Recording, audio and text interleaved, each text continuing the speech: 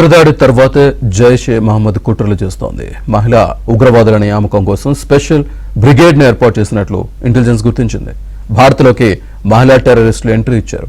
మసూద్ అజర్ సోదరి ఈ గ్యాంగ్ కు నాయకత్వం వహిస్తున్నట్లు గుర్తించారు.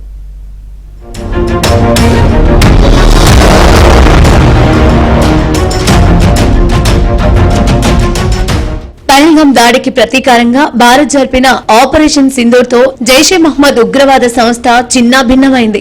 అయితే ఊహించని దెబ్బ నుంచి కోలుకునేందుకు ప్రయత్నిస్తున్న మసూద్ అజార్ ముఠా కొత్త ప్లాన్స్ వేస్తున్నట్లు ఇంటెలిజెన్స్ వర్గాలు గుర్తించాయి. జైషే మహమ్మద్ ముఠా నెట్వర్క్ ను విస్తరించుకునేందుకు తొలిసారిగా మహిళా బ్రిగేడ్ ను ఏర్పాటు చేసినట్లు సమాచారం. ఈ మేరకు నిఘా వర్గాలు ఉన్నతాధికారులకు సమాచారాన్ని చేరవేసినట్లు తెలుస్తోంది.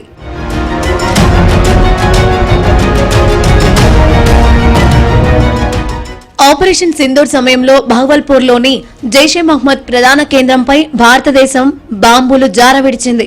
ఈ దాడుల్లో జైషే కేంద్రం దారుణంగా ధ్వంసం కావడమే కాకుండా మసూద్ అజార్ కుటుంబానికి చెందిన 10 మంది మరణించారు. ఈ విషయాన్ని ఇటీవలే జైషే కమాండర్ ధృవీకరించాడు. మృతుల్లో మసూద్ అజార్ బావ సాదియా భర్త యూసఫ్ అజార్ ఉన్నారు. అయితే కొత్తగా మహిళా బ్రిగేడ్ ను ఏర్పాటు చేయాలని జైషే మహమ్మద్ నిర్ణయం తీసుకున్నట్లు నిఘా వర్గాలు గుర్తించాయి. జమాతుల్ మామినాత్ పేరుతో ఈ స్పెషల్ మహిళా బ్రిగేడ్ ను ఏర్పాటు చేసినట్లు తెలుస్తోంది.